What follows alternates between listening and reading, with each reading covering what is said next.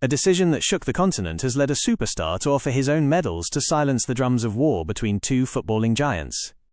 Let me tell you the story from beginning to end, as if I am telling a friend, without any embellishment or extra talk.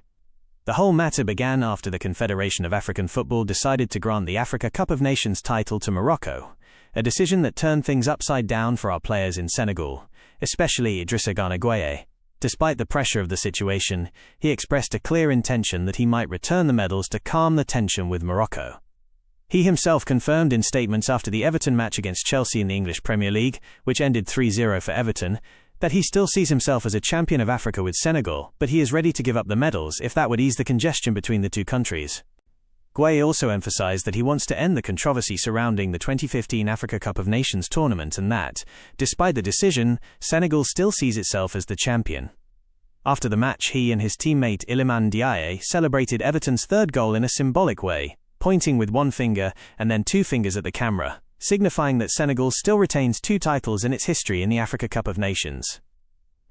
In an interview with Canal+, Gueye said frankly that Senegal deserved the title and that this decision would not erase their history or effort, but he also stressed that he would not interfere in the official decision of the Confederation of African Football. The major event occurred in the final match held on the 18th of January in Rabat.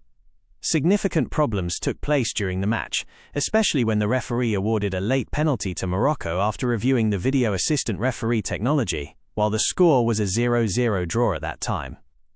It reached a point where many Senegal players left the pitch in protest, and the match was stopped for about 15 minutes due to confusion and rioting by the crowd, which included attempts to throw projectiles onto the pitch, as well as attempts to storm it.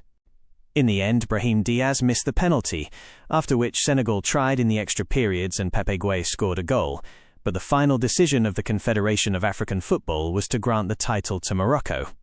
The Senegalese Football Federation took the case to the Court of Arbitration for Sport, and all of this was before Gueye's statements after the Everton match, when he said he was ready to return the medals if it would help calm the situation between the two countries. The whole story involves tension, protest, and dramatic events on the pitch, but at the same time, there is a willingness from the players to concede for the sake of peace and the interests of African football.